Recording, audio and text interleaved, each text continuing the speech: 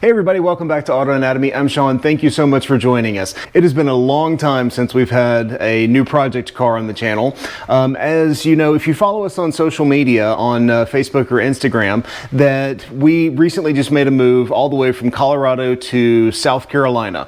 So between, moving 1,700 miles and new job and life, just haven't been able to make any videos lately.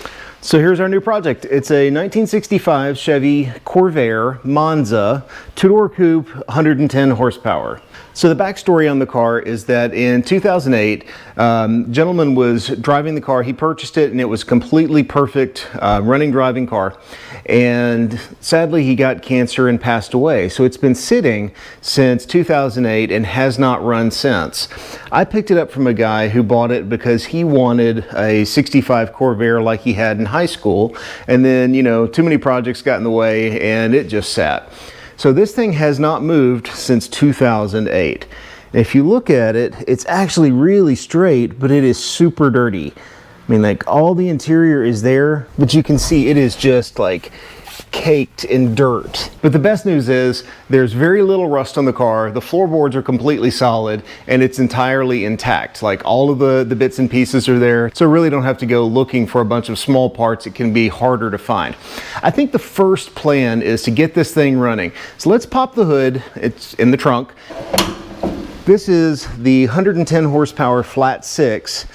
That is just the normally aspirated version. They did make a turbo version that was, I think, 170 horsepower, and it was called the Corsa. But this is the normally aspirated, naturally aspirated version. So you can see it's really complete. The only thing I'm missing is there was an optional like oil bath air filter here, and there's a lid that goes between it and the regular paper air filter there. The guy I bought it from said that he got it to spin over and it sounded like it had really good compression, but just couldn't get it to fire. So let's do a few things before we try and start it. I really want to check the oil. I want to drain it, put new fresh oil in it, and then, fog the cylinders, go through, do a compression test, rebuild the carburetors, and see if we can get this thing running. But before we do, I really want to look and see what all stuff we can find in the car. Buying an old car like this is kind of like going on a treasure hunt. You never know what you're going to find in the trunk or in the glove box or, in the floorboard. And on this car, you can see it's just got a ton of stuff that's just loose in there. And the guy I bought it from said he didn't have the key to the trunk here, or the frunk, or whatever you want to call it. So let's see if we can get this open. So he has never opened this, so he has no idea what's in here. So let's put a mask on, get some gloves on, and see if we can clean the interior out and open the trunk up. So it looks like there's a bunch of actually new parts in here. It's like a pretty new blower motor. Wonder if that works.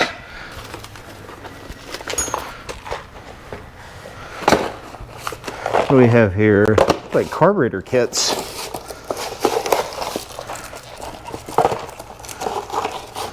Like brand new carburetor kits. Woo! One less thing I have to buy. Let's see. Auto parts. 11/15/2007. What else we have? Got some tools. Some Craftsman sockets.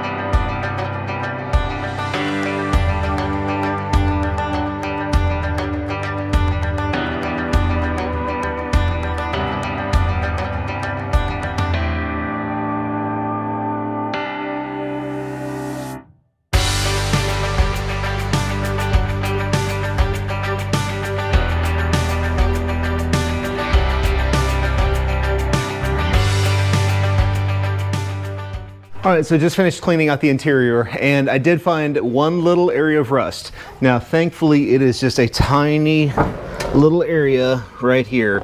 So just like this 2 by 3 inch little piece. So that'll be easy to patch. All right, now that I've got the interior cleaned out, I'd really like to go ahead and get started on seeing if the engine will run, but I'm really curious about what's in the trunk. So if you just bear with me for just a minute, I really want to see what's in that trunk first, and then I promise we'll get to working on the engine. So on Corvairs, you should be able to undo the driver's side headlight bucket and then reach in behind here and open up the latch. I tried doing that, and unfortunately all the screws that are holding the bucket in are completely rusted solid. So I didn't really want to do that. So I've ended up putting it back together, and I just drilled out the lock. So didn't really want to do that, but it is what it is. So we're going to open this up for the first time, and I don't know if you can see in there, but it's just a little slot head screw. Okay, here we go.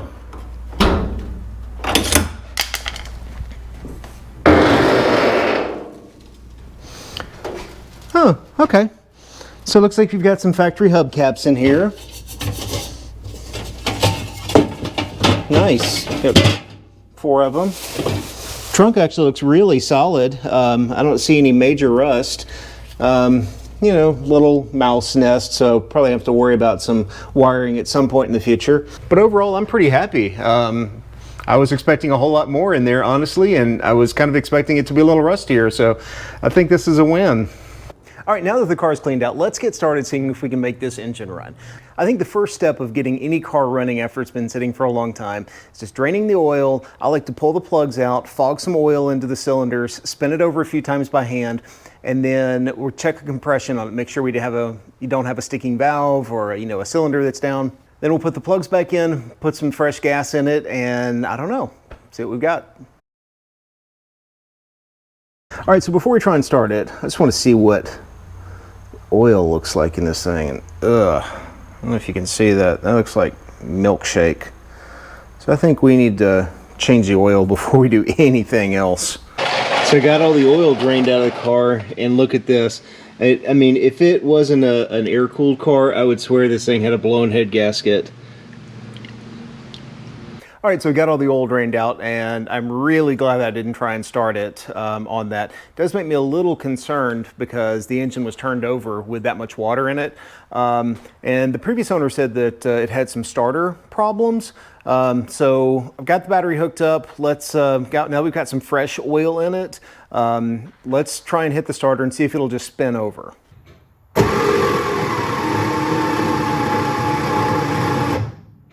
I got the starter out, and much to my dismay, definitely figured out what was wrong with it.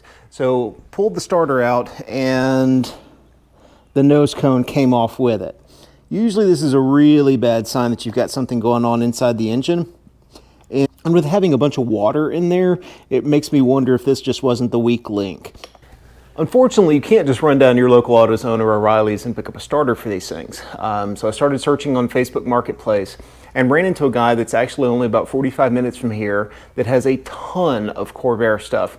And went out to his place, and super nice guy. He has got probably 20 Corvairs from vans to ramp-side trucks to LS swapped and just all kinds of cool stuff. We'll probably see more about his place at some point in the future. In the meantime, let's toss in this new starter. All right, so I got the new starter changed out, hooked the battery back up. Let's try this again, see if it'll work. Okay. That sounds a whole lot better. Okay, so let me, I forgot to pull the plug boots off. All right, well, got a little bit more cleaning up to do now because I forgot to pull these out and I'd fogged the cylinder. So you can see like oil and like nasty water coming out of the cylinders.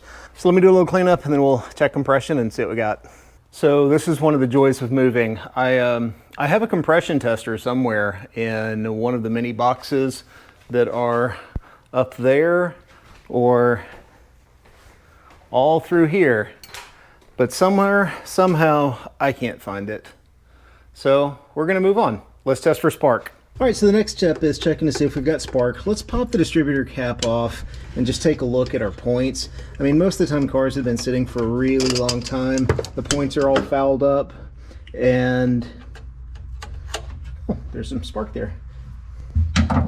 And yeah, you can see this one's got, let's see if that'll focus, kind of some burned looking places. So I've got a new set of points for it. Let's toss some points in it and see if we can make this thing spark. So I was lucky enough to be able to pick up an actual 65 Corvair shop manual, and looking at the ignition system setup, it says set the point opening to 19 for new points when it is on its maximum opening. So one of the real blessings about this engine is you can actually turn it from the top here and make sure it's truly at maximum opening so that you can set your points. Bonus. All right, pulling these out, you can really see just kind of how burned they are. So right through here. It's just not making a good contact. I mean, would they probably work? Yeah, if we filed them down, but points are so cheap. These are like $5. Got our new set of points in. All we have to do is plop it back down onto plate here, put one screw in it, and we are pretty much done. Get our set of feeler gauges set to 19 thousandths. Open the points up.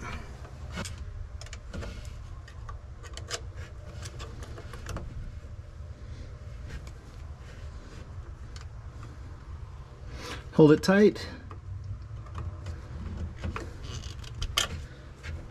There we go. All right, finally got the new points in it, and we still don't have any spark. So point systems are really simple. I mean, there's only power to the coil, and then when the points open, the ground collapses, and I know you electrical engineers are gonna murder me about that, but that's basically how it works. So in order for us to have spark, we have to have ground and we have to have power. So let's start running some tests, see if we can figure out, you know, if we've got just a power issue or if you've got a ground problem or really what's going on. So on the coil, you've got the ground and the power. With the key on, we should have a good power to the coil. And you can see this is just barely on. Like, that's what it should be. That's what we have. So let's start backtracking some of these wires and see if we can figure out, you know, if we've got a break in the wire or just a bad connection. Out of curiosity, I wonder if we just run some power from the battery to the positive of the coil, if that's going to work. We can at least test, make sure our coil is working, and then start chasing some wires. Let's do that. Okay, so I've got just a little jumper hooked up to the battery. Let's hold this to the positive side of the coil and collapse the field. See what we get here.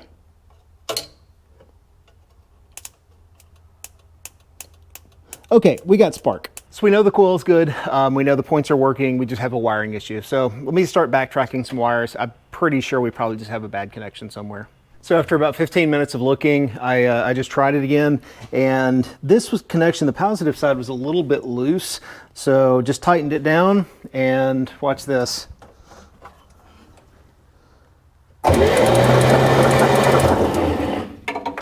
Yeah, we got spark. Good morning. So it's the next day, and I woke up this morning and just had this nagging thought that I really wasn't happy with the amount of water that came out of the oil, and I'm afraid that if I don't look, I'm going to kick myself for it. On the Corvairs, the oil pan is a super simple thing to drop. It's just like a flat plate on the bottom of the engine. And if this thing had that much water in it and it got spun over a whole bunch, then I'm afraid that, you know, that kind of milkshake slurry has gone all through the whole engine and gummed up the oil pump and all the little small passages. So I think what I'm gonna have to do is just stop, drain the oil again, pull the oil pan back off, and just take a look. That way I know for sure. So on draining the oil again, you can see how much like water is still left in there. It really does look like just milkshake again. So here's the oil pan on the car. You can see it's just held in place by a bunch of little 7/16 bolts. Let's pull this thing off and see what's under it.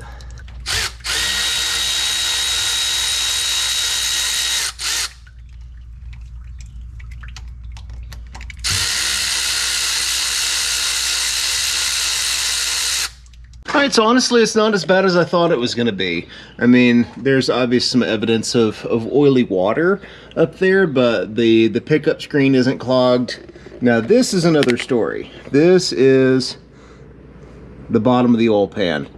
That just goo is not good for the engine. So we'll clean this up, put a new gasket on it, and I'll probably flush a couple of quarts through and see if we can clean any more crap out of there. But I'm really glad I decided to pull the pan before going any further.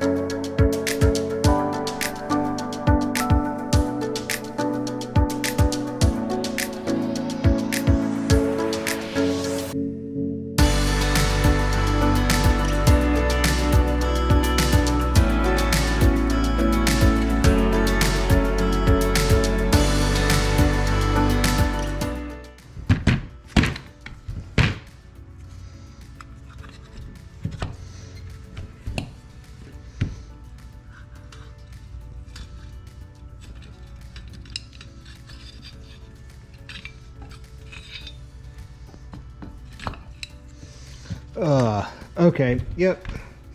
Look at that. All kinds of crap down in the bottom of these carbs. So it's going to take a little while. I'm going to have to soak these things probably for a day just to get all of this stuff out of here. Man, that's disappointing. All right, let me keep breaking these down. We'll take the other carb apart and then start getting them soaking. All right, so I've gone through the carburetors and put all new gaskets and accelerator pumps in there, cleaned everything out really well. And in the process of finding all the tools to do that, I was able to find my compression tester. So let's do a compression test on this thing. Let's see what kind of condition the rings are in and make sure we don't have a stuck valve or anything like that.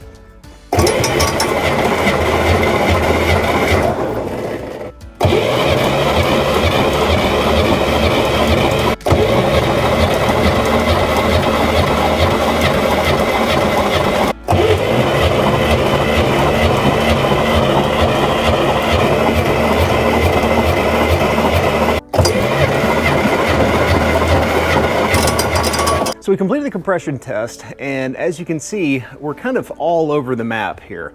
The lowest being 95 and the highest being 170. I'm kind of encouraged by there's a decent balance on some of them, and you know, for an engine that's been sitting for this long, it really makes me wonder if we just don't have a sticky ring that's just not sealing very well, and that's something that just a little heat and running will probably correct. So I think we should throw the plugs back in it, put some fuel in the carburetors, and see if it'll run. Getting ready to spin the engine over. I think it's supposed to have like 25-30 psi oil pressure just at idle, so.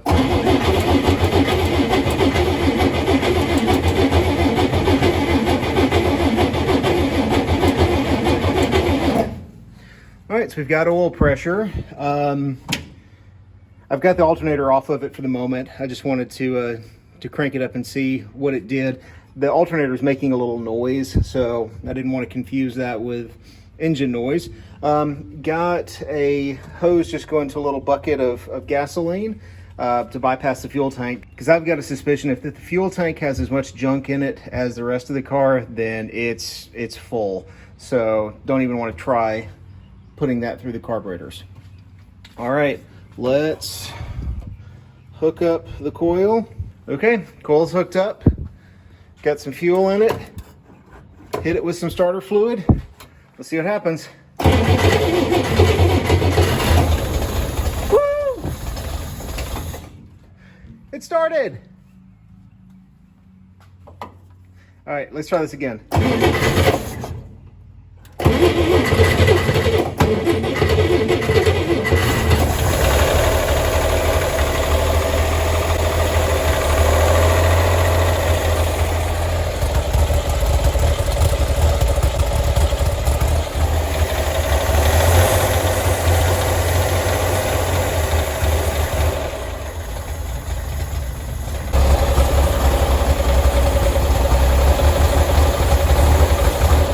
So I'm really beginning to think that this was a flood car.